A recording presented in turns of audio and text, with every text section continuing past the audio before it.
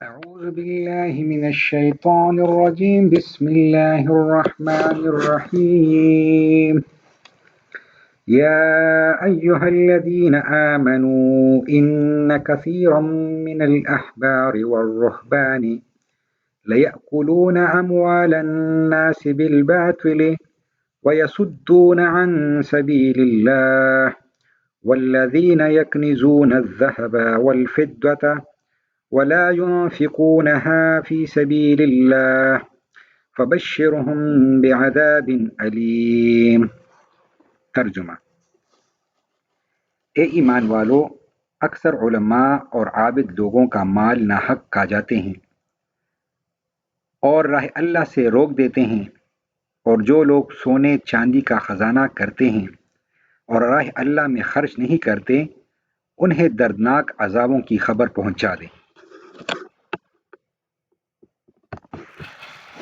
تفسیر ابن کثیر سے اس آیت کی تفسیر۔ یہودیوں کے علماء کو احبار اور نصارہ کے عابدوں کو رہبان کہتے ہیں۔ آیت لولا ینہاہم الربانیون والاحبار میں یہود کے علماء کو احبار کہا گیا ہے، نصرانیوں کے عابدوں کو رہبان اور ان کے علماء کو قسیس اس آیت میں کہا گیا ہے۔ آیت کا مقصود لوگوں کو بڑے علماء اور گمراہ صوفیوں اور عابدوں سے ہوشیار کرانا اور ڈرانا ہے۔ حضرت سفیان بن عینیہ رحمۃ اللہ علیہ فرماتے ہیں، ہمارے علماء میں سے وہی بگڑتے ہیں جن میں کچھ نہ کچھ شائبہ یہودیت کا ہوتا ہے، اور ہم مسلمانوں میں صوفیوں اور عابدوں میں سے وہی بگڑتے ہیں جن میں نصرانیت کا شائبہ ہوتا ہے۔ صحیح حدیث شریف میں ہے کہ تم یقیناً اپنے سے پہلوؤں کی روش پر چل پڑو گے، ایسی پوری مشابہت ہوگی کہ ذرا بھی فرق نہ رہے گا۔ لوگوں نے پوچھا، کیا یہود و نصارہ کی روش پر؟ آپ نے فرمایا، انہی کی روش پر۔ اور روایت میں ہے کہ لوگوں نے پوچھا کہ فارسیوں اور رومیوں کی روش پر؟ آپ نے فرمایا، اور کون لوگ ہیں؟ بس ان کے اقوال و افعال کی مشابہت سے ہر ممکن بچنا چاہیے، اس لیے کہ یہ اس وجاہت سے ریاست و منصب حاصل کرتا ہے اور اس وجاہت سے لوگوں کا مال غصب کرنا چاہتے ہیں۔ احبار یہود کو زمانے جاہلیت میں بڑا ہی رسوخ حاصل تھا۔ ان کے تحفے، ہدیے، خراج، چراغی مقرر تھی جو بغیر مانگے انہیں پہنچ جاتی تھی۔ رسول اللہ صلی اللہ علیہ وسلم کے نبوت کے بعد اسی طمع نے انہیں قبول اسلام سے روکا، لیکن حق کے مقابلے کی وجہ سے اس طرف سے بھی کورے رہے اور آخرت سے بھی ہاتھ دھو بیٹھے۔ ذلت و حقارت ان پر برس پڑی اور غضب الہی میں مبتلا ہو کر تباہ و برباد ہو گئے۔ یہ حرام خور جماعت خود حق سے رک کر اوروں کے بھی در پہ رہتی تھی، حق کو باطل سے خلط ملط کر کے لوگوں کو بھی راہ حق سے روک لیتے تھے۔ جاہلوں میں بیٹھ کر گپ ہانکتے کہ ہم لوگوں کو راہ حق کی طرف بلاتے ہیں، حالانکہ یہ صریح دھوکہ ہے۔ وہ تو جہنم کی طرف بلانے والے ہیں، قیامت کے دن یہ بے یار و مددگار چھوڑ دیے جائیں گے۔ عالموں اور صوفیوں یعنی واعظوں اور عابدوں کا ذکر کرنے کے بعد اب امیروں اور دولت مندوں اور ریوسوں کا حال بیان ہو رہا ہے کہ جس طرح یہ دونوں طبقے اپنے اندر بدترین لوگوں کو بھی رکھتے ہیں، ایسے ہی اس تیسرے طبقے میں بھی شریر و نفس لوگ ہوتے ہیں۔ عموماً انہی تین طبقے کے لوگوں کا عوام پر اثر ہوتا ہے، عوام کی کثیر تعداد ان کے ساتھ بلکہ ان کے پیچھے ہوتی ہے، پس ان کا بگڑنا گویا مذہبی دنیا کا ستیہ ناش ہونا ہے، جیسے کہ حضرت ابن المبارک مطلع کہتے ہیں، یعنی دین واعظوں، عالموں، صوفیوں اور درویشوں سے ناپاک طبقے سے ہی بگڑتا ہے۔ کنز اصلاح شرح میں اس مال کو کہتے ہیں جس کی زکوٰۃ ادا نہ کی جاتی ہو۔ حضرت ابن عمر سے یہی مروی ہے، بلکہ فرماتے ہیں جس مال کی زکوٰۃ دی جاتی ہے وہ اگر 7ویں زمین تلے بھی ہو تو وہ کنز نہیں، اور جس کی زکوٰۃ نہ دی جائے تو وہ زمین پر ظاہر پلا پڑا ہو کنز ہے۔ حضرت ابن عباس، حضرت جابر، حضرت ابو ہریرہ رضی اللہ عنہم سے بھی موقوفاً اور مرفوعاً یہی مروی ہے۔ حضرت عمر بن خطاب رضی اللہ عنہ بھی یہی فرماتے ہیں بغیر زکوٰۃ کے مال سے اس مالدار کو داغا جائے گا۔ آپ کے صاحبزادے حضرت عبداللہ رضی اللہ عنہ سے مروی ہے کہ یہ زکوٰۃ کے اترنے سے پہلے تھا۔ زکوٰۃ کا حکم نازل فرما کر اللہ نے اس مال کی طہارت بنا دیا۔ خلیفہ برحق حضرت عمر بن عبدالعزیز رحمۃ اللہ علیہ اور عراق بن مالک نے بھی یہی فرمایا ہے کہ اسے قول ربانی خذ من اموالہم نے منسوخ کر دیا ہے۔ حضرت ابو امامہ فرماتے ہیں کہ تلواروں کا زیور بھی کنز یعنی خزانہ ہے۔ یاد رکھو میں تمہیں وہی سناتا ہوں جو میں نے جناب پیغمبر حق صلی اللہ علیہ وسلم سے سنا ہے۔ حضرت علی رضی اللہ عنہ فرماتے ہیں کہ 4000 اس سے کم تو نفقہ ہے اور اس سے زیادہ کنز، لیکن یہ قول غریب ہے۔ مال کی کثرت کی مذمت اور کمی کی مدحت میں بہت سی حدیثیں وارد ہوئی ہیں بطور نمونے کہ ہم بھی یہاں ان میں سے چند نقل کرتے ہیں۔ مسند عبدالرزاق میں ہے، رسول اللہ صلی اللہ علیہ وسلم فرماتے ہیں سونے چاندی والوں کے لیے ہلاکت ہے۔ 3 مرتبہ آپ کا یہی فرمان سن کر صحابہ پر شاک گزرا اور انہوں نے سوال کیا کہ پھر ہم کس قسم کا مال رکھیں؟ حضرت عمر رضی اللہ عنہ نے حضور صلی اللہ علیہ وسلم یہ حال بیان کر کے یہی سوال کیا تو آپ نے فرمایا کہ ذکر کرنے والی زبان، شکر کرنے والا دل اور دین کے کاموں میں مدد دینے والی بیوی۔ مسند احمد میں ہے کہ سونے چاندی کی مذمت کی یہ آیت جب اتری اور صحابہ نے آپس میں چرچا کیا تو حضرت عمر رضی اللہ عنہ نے کہا لو میں حضور صلی اللہ علیہ وسلم سے دریافت کر آتا ہوں، اپنی سواری تیز کر کے حضور صلی اللہ علیہ وسلم سے جا ملے۔ اور روایت میں ہے کہ صحابہ نے کہا پھر ہم اپنی اولادوں کے لیے کیا چھوڑیں؟ اس میں ہے کہ حضرت عمر رضی اللہ عنہ کے پیچھے حضرت صوبان رضی اللہ عنہ بھی تھے۔ آپ نے حضرت عمر رضی اللہ عنہ کے سوال پر فرمایا کہ اللہ تعالیٰ نے زکوٰۃ اسی لیے مقرر فرمائی ہے کہ بعد کا مال پاک ہو جائے۔ میراث کے مقرر کرنے کا ذکر کیا جا رہا ہے کہ جمع کرنے میں کوئی حرج نہیں۔ حضرت عمر رضی اللہ عنہ یہ سن کر مارے خوشی کی تکبیریں کہنے لگے۔ آپ نے فرمایا اور سنو میں تمہیں بہترین خزانہ بتاؤں۔ نیک عورت جب اس کا خاوند اس کی طرف نظر ڈالے تو وہ اسے خوش کر دے اور جب حکم دے فوراً بجا لائے، اور جب وہ موجود نہ ہو تو اس کی ناموس کی حفاظت کرے۔ حسان بن عطیہ کہتے ہیں کہ حضرت شداد بن اوس رضی اللہ عنہ ایک سفر میں تھے، ایک منزل میں اترے اور اپنے غلام سے فرمایا کہ چھری لاؤ کھیلیں۔ مجھے برا معلوم ہوا، آپ نے افسوس ظاہر کیا اور فرمایا میں تو اسلام کے بعد سے اب تک ایسی بے احتیاطی کی باتیں کبھی نہیں کی تھی، اب تم اسے بھول جاؤ، اور ایک حدیث بیان کرتا ہوں اسے یاد رکھو۔ رسول اللہ صلی اللہ علیہ وسلم فرماتے ہیں کہ جب لوگ سونا چاندی جمع کرنے لگے تم ان کلمات کو بکثرت کہا کرو، یعنی یا اللہ میں تجھ سے کام کی ثابت قدمی اور بلائیوں کی پختگی اور تیری نعمتوں کا شکر اور تیری عبادتوں کی اچھائی اور سلامتی والا دل اور سچی زبان اور تیرے علم میں جو بلائی ہے اور تیرے علم میں جو برائی ہے اور اس کی پناہ اور جن برائیوں کو تو جانتا ہے ان سے استغفار طلب کرتا ہوں۔ میں مانتا ہوں کہ تو تمام غیب جاننے والا ہے۔ آیت میں بیان ہے کہ اللہ کی راہ میں اپنے مال کو خرچ نہ کرنے والے اور اس سے بچا کر رکھنے والے دردناک عذاب دیے جائیں گے۔ قیامت کے دن اسی مال کو خوب تپا کر گرم آگ جیسا کر کے ان سے ان کی پیشانیاں، پہلو اور کمر داغی جائے گی اور بطور ڈانٹ ٹپٹ کے ان سے فرمایا جائے گا کہ لو اپنی جمع جتا کا مزہ چکو۔ جسے اور آیت میں ہے کہ فرشتوں کو حکم ہوگا کہ گرم پانی کا تریل دوزخیوں کے سروں پر بہاؤ اور ان سے کہو کہ عذاب کا لطف اٹھاؤ، تم بڑے ذی عزت اور بزرگ سمجھے جاتے رہے ہو، بدلہ اس کا یہ ہے۔ ثابت ہوا کہ جو شخص جس چیز کو محبوب بنا کر اللہ کی اطاعت سے اسے مقدم رکھے گا اسی کے ساتھ اسے عذاب ہوگا۔ ان مالداروں نے مال کی محبت میں اللہ کے فرمان کو بلا دیا تھا، آج اسی مال سے انہیں سزا دی جا رہی ہے۔ جیسے کہ ابو لہب کلم کلہ حضور صلی اللہ علیہ وسلم کی دشمنی کرتا تھا اور اس کی بیوی اس کی مدد کرتی تھی، قیامت کے دن آگ کے اور بھڑکانے کے لیے وہ اپنے گلے میں رسی ڈال کر لکڑیاں لا کر اسے سلگائے گی اور اس میں جلتا رہے گا۔ یہ مال جو یہاں سب سے زیادہ پسندیدہ ہیں، یہی مال قیامت کے دن سب سے زیادہ مضر ثابت ہوں گے، اسی کو گرم کر کے اسے داغ دیے جائیں گے۔ حضرت عبداللہ بن مسعود رضی اللہ عنہ فرماتے ہیں ایسے مالداروں کے جسم اتنے لمبے چوڑے کر دیے جائیں گے کہ ایک ایک دینار و درہم ہم اس پر اور ایک دینار و درہم اس پر آ جائے، پھر کل مال آگ جیسا بنا کر علیحدہ علیحدہ کر کے سارے جسم پر پھیلا دیا جائے گا۔ یہ نہیں ایک کے بعد ایک داغ لگے گا بلکہ ایک ساتھ سب کے سب۔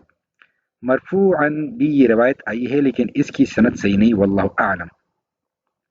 حضرت طاؤس فرماتے ہیں کہ اس کا مال ایک اژدہا بن کر اس کے پیچھے لگے گا، جو عضو سامنے آئے گا اس کو چھپائے گا۔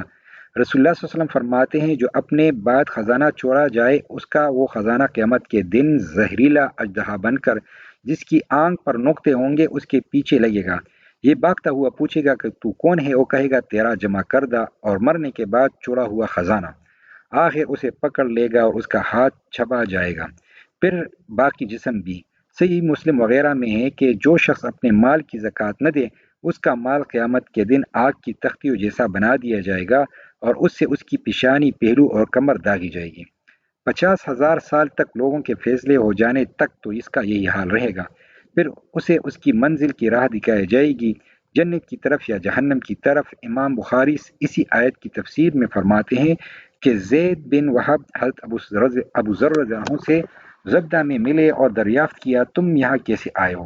آپ نے فرمایا ہم شام میں تھے، وہاں میں نے آیت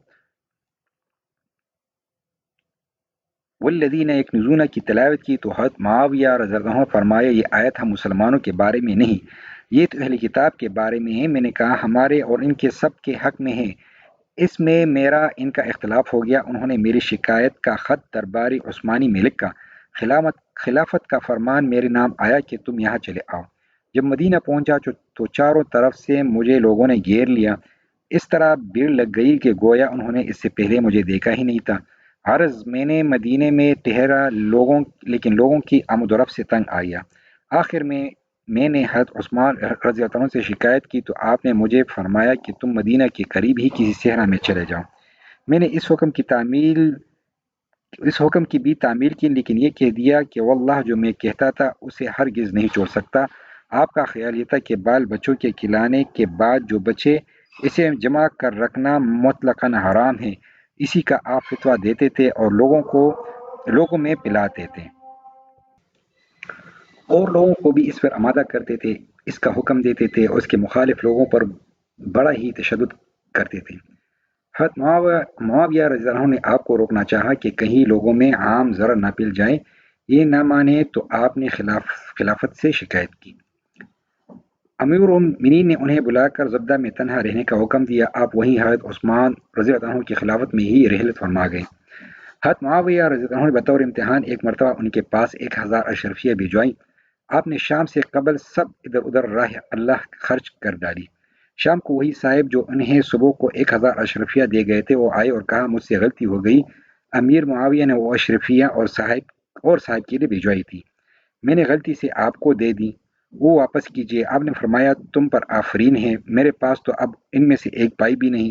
اچھا جب میرا مال آ جائے گا تو میں آپ کو آپ کی اشرفیہ واپس کر دوں گا۔ ابن عباس بھی اس آیت کا حکم عام بتاتے ہیں۔ صدی فرماتے ہیں یہ آیت اہل قبلہ کے بارے میں ہے۔ احنف بن قیس فرماتے ہیں میں مدینے میں آیا، دیکھا کہ قریشوں کی ایک جماعت محفل لگا بیٹھی ہیں، میں بھی اس مجلس میں بیٹھ گیا کہ ایک صاحب تشریف لائے، میلے کچیلے موٹے چھوٹے کپڑے پہنے ہوئے ہیں، بہت خستہ حالت میں، اور آتے ہی کھڑے ہو کر فرمانے لگے روپیہ پیسہ جمع کرنے والے اس سے خبردار رہیں کہ قیامت کے دن جہنم کے انگارے ان کی چھاتی کی بٹنی پر رکھے جائیں گے جو کوے کی ہڈی کے پاس ہو جائیں گی، پھر پیچھے کی طرف سے آگ کے کو سوراخ کرتے اور جلاتے ہوئے نکل جائیں گے۔ سب لوگ سر نیچے کیے بیٹھے رہے، کوئی بھی کچھ نہ بولا، وہ بھی مڑ کر چل دیے اور ایک ستون سے لگ کر بیٹھ گئے۔ میں ان کے پاس پہنچا، ان سے کہا کہ میرے خیال میں تو ان لوگوں کو آپ کی بات بری لگی۔ آپ نے فرمایا یہ کچھ نہیں جانتے، ایک صحیح حدیث میں ہے کہ رسول اللہ صلی اللہ علیہ وسلم نے حضرت ابو ذر رضی اللہ عنہ سے فرمایا کہ میرے پاس اگر احد پہاڑ کے برابر بھی سونا ہوتا تو مجھے یہ بات اچھی نہیں معلوم ہوتی کہ 3 دن گزرنے کے بعد میرے پاس اس میں سے کچھ بھی بچا ہوا رہے۔ ہاں اگر قرض کی ادائیگی کے لیے میں کچھ رکھ لوں تو اور بات ہے۔ غالباً اسی حدیث کی وجہ سے حضرت ابو ذر کا یہ مذہب تھا جو آپ نے اوپر پڑھا، واللہ اعلم۔ ایک مرتبہ حضرت ابو ذر کو ان کا حصہ ملا، آپ کی لونڈی نے اسی وقت ضروریات فراہم کرنا شروع کیا۔ سامان کی خرید کے بعد 7 درہم بچے رہے، حکم دیا کہ اس فلوس لے لو، تو حضرت عبداللہ بن سامت رضی اللہ عنہ نے فرمایا اسے آپ اپنے پاس رہنے دیجیے تاکہ بوقت ضرورت کام نکل جائے یا کوئی مہمان آ جائے تو کام نہ اٹکے۔ آپ نے فرمایا نہیں، مجھ سے میرے خلیل صلی اللہ علیہ وسلم نے عہد دیا ہے کہ جو سونا چاندی سر بند کر کے رکھی جائے وہ رکھنے والے کے لیے آگ کا انگارہ ہے جب تک کہ اسے راہ اللہ نہ دے دیں۔ ابن عساکر میں ہے کہ حضرت ابو سعید رضی اللہ عنہ نے رسول اللہ صلی اللہ علیہ وسلم سے فرمایا اللہ سے فقیر بن کر مل، غنی بن کر نہ مل۔ انہوں نے پوچھا یہ کس طرح؟ فرمایا سائل کو رد نہ کر، جو ملے اسے چھپا نہ رکھ۔ انہوں نے کہا یہ کیسے ہو سکے گا؟ آپ نے فرمایا یہی ہے ورنہ آگ ہے۔ اس کی سند ضعیف ہے۔